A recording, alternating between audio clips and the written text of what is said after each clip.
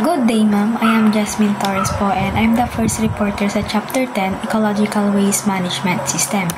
So, dito po sa waste management is, ito po ay kinabibilangan o isang paraan ng pangongolekta, paglilinis, pagkuprocess, and then ang pagtatapon or ng pagmumonitor ng mga basura na gawa din lang naman natin mga tao. So, ginagawa itong waste management na to para masigurado na malinis and then maayos ang pagtatapon ng mga basura para makaiwas tayo sa mga negative effects sa ating mga health o kalusugan and lalo na sa ating environment or sa ating kapaligiran. So paanong paraan nga ba natin magagawa itong waste management na to? So yung isang paraan is yung waste segregation na ginagawa natin. O kumbaga, yung waste segregation is yun yung mga pinaghihiwalay-hiwalay natin yung mga basura sa mga nabubulok at hindi nabubulok. At mas nakakatulong tong segregation na to kung sa sarili natin mismo o sa mismong lugar o bahay natin is nagsisegregate tayo ng mga basura.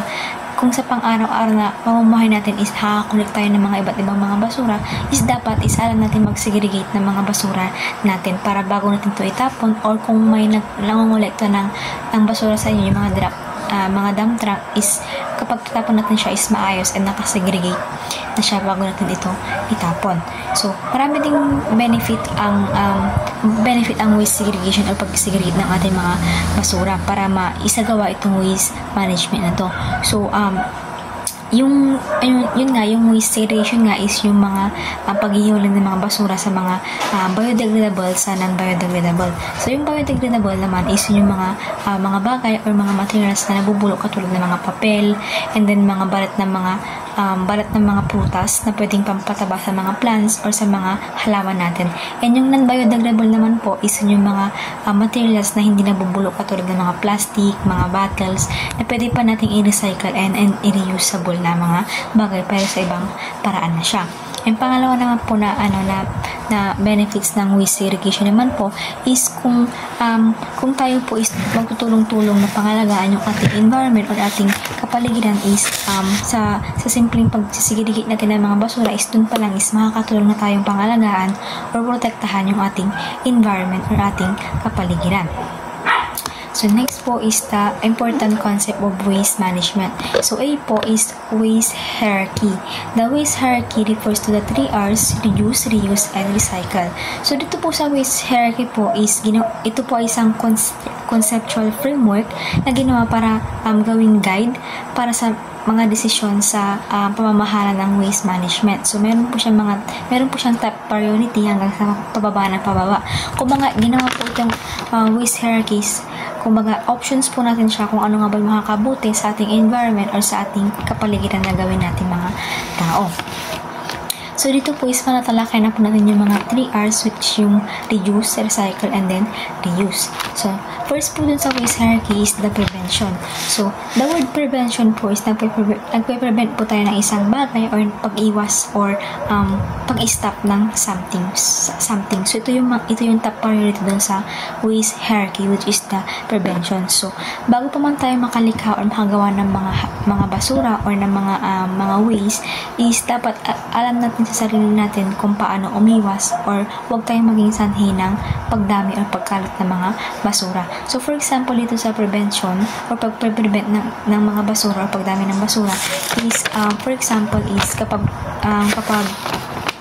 mamamalengke tayo o pupunta tayo sa bayan is, imbis na mga plastic bags yung gamitin natin is pwede tayong gumamit ng mga reusable bags or mga bayong para paglagyan ng mga materials na bibili natin sa palengke.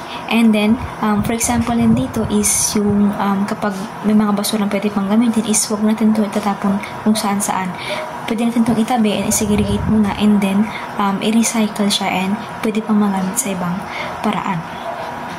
And next naman po is the minimization or the reduce. So, yung reduce po is pagbabawas ng mga basura or pag-iwas ng pagdami ng mga basura. Kahit sa bahay lang natin or sa mismong lugar natin. So, example na lamang kung paano tayo makakabawas ng mga basura. is bumili lamang tayo ng mga kailangan lang natin. For example, is bibili ka ng damit. So, bago ka bumili ng damit is tanongin mo muna yung sarili mo or isipin mo muna kung meron ka na bang ganung damit or may kaparehas ka na ganung damit. Kasi naman itatambak mo na naman siya sa damitan mo. And then, another example is bulk buying or bulk buying. Bumili ka ng maramihan. Hindi yung tingi-tingi lang kasi kapag tingi-tingi lang kasi maraming plastic na makukulek and then kung saan-saan mo na naman siya itatapon, lalo na yung mga taong hindi responsible sa paggamit or pagtatapon ng basura. And then, next naman po is the reuse. So, the word reuse po is yun po yung paggamit ulit ng mga bagay-bagay pero sa ibang paraan na siya. So, pwede pang mapakinabangan ng mga tao o pwede pa natin mapakinabangan to. So, kasi itapon natin to is pwede natin itong i-reuse and recycle. So, halimbawa na lamang is mga garapon, mga plastic bottles, yung bottles ng mga Wilkins, mga ganun. Pwedeng gawin mga paso, mga ganun. Basta kapag sinabing reuse po, is ito po yung paggawa ng mga bagay mula sa mga lumang materials na pwede pang papakinabangan ng mga tao. Next naman po is the recycling. So, the word recycling po is, yun nga po, i-recycle ng mga bagay-bagay o mga basurang pwede pang magamit ulit sa ibang paraan o pwede pang mapakinabangan natin. Kagaya ng mga sinabi ko kanina, garapon, plastic bottles, mga bottles ng mga Wilkins, mga bote, glass, mga ganun, mga lata, is pwede siyang gawing i-recycle and then pwedeng pang decoration sa mga bahay, gawing paso, gawing parol, and gawing pencil case para paglagyan ng mga ballpen, mga lapis natin. So, marami pang pwedeng gawin sa mga bagay-bagay ay pwede pating i-recycle to. At dito rin nalabas yung pagiging creative natin sa pamamagitan ng pag-recycle ng mga bagay-bagay na luma na and hindi na nagagamit masyado ng mga tao. And next naman po is the energy recovery. So, din po sa energy recovery, pagtapos po natin i-recycle lahat ng dapat i-recycle, mga pwedeng i-reuse, pwedeng i-recycle, ganun is iisipin na natin kung saan natin, alamin na natin kung paano natin magagamit or kung anong energy ang makukuha natin sa mga natirang mga basura na hindi na pwedeng i-recycle, hindi na pwedeng gamitin ulit. So, ang last po is the disposal. So, dito po sa disposal is pagkatapon ng mga basura na hindi na maaaring i-recycle, hindi na maaaring i-reuse, hindi na maaaring maging energy recovery. So, tinatapon na siya sa kadalasan tinatapon ng mga basura sa mga landfill o sanitary landfill. So, tinatapon ito doon, and then tinatapon na siya ng mga lupa. Ganun, parang patay ng mga hayop, patay ng mga tao. So, yun nga po. Tatanda lang natin na sa pamamagitan ng pagtutulungan natin mga tao o mga human is pwede natin mabawasan yung mga basura at maprotektahan yung ating environment or ating kapaligiran kapag nagtutulong-tulong tayo. Pwede magtutulong-tulong tayong lahat. And then maging responsible tayo sa mga basura na nakukulik natin sa pang-araw-araw na pamumuhay natin. So, next naman po is waste treatment. So, sa waste treatment po, ito po, ang ibig sabihin po nito is yung treatment po natin sa mga basura na kukolekta natin. Kung paano natin ito itrato, and paano tayo magiging responsible sa mga basura na naiipon or na kukolekta natin sa pang-araw-araw. Kumbaga, maging responsible tayo sa pagtatapon, ganun, magsigirigit tayo ng mga basura natin bago natin ito itapon. And isipin muna natin na bago tayo magtapon sa mga basura is kung makaka-apekto ba ito sa environment natin or sa kapaligid natin na makakasanhi sa ang kalusugan ng mga tao, kalusugan din natin. And next naman po is benefits from recycling. So, yun nga po, maraming benefits ang pag-recycling. Ang benefits ng pag-recycling is makakatipid tayo sa mga bagay-bagay na kailangan natin. For example na lamang, kapag bibili tayo ng mga bagay-bagay is kung may mga basurang pwede pang gamitin is pwede natin i-recycle yun and then magamit ulit sa ibang paraan kasi naman sa gumastos pa tayo ng gumastos pa tayo ng malaki. And then, next po is advantages and disadvantages of reuse. So, potential advantages of reuse are follows. Number 1 po is reduce disposal needs and cost. Yun nga po, yung mga reuse na mga bagay is nakakabawas sa mga gastusin natin sa pang-araw-araw natin pamumuhay. Kasi malaking tulong din ng mga recycle and then mga reuse ng mga bagay sa buhay natin. And next naman po is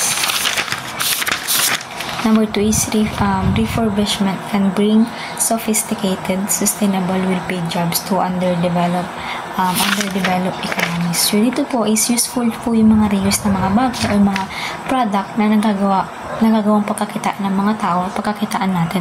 For example na lang po dito yung mga ukay-ukay sa mga bayan o mga pre-labs natin ng mga damit na hindi nagagamit is pwede natin yung ibenta online and then pwede natin itong pagkakitaan or pagkaparahan. And next one po is cost savings for business and consumer as a reusable products is often Ito lang po sa number 3 is kapag nagamit na siya and then kung ibibenta mo ulit siya is mas mababa mo na siyang mabibili or mas mababa mo na siyang mabibenta kumpara doon sa original price ng bagay na yun or ng product yun. And 4 po is some older items were better handcrafted and appreciate in value. So, dito po, example po dito yung mga collector na nag-collect ng mga anting-anting, mga ganang mga bagay-bagay na mas na-appreciate ng mga tao and mas na-appreciate natin kasi nga way siya ng reusing ng mga bagay. Next po is potential disadvantage of reuse. So, first po is some items such as free-use appliances or infant auto seats could be hazardous or less energy efficient as they continue to be used.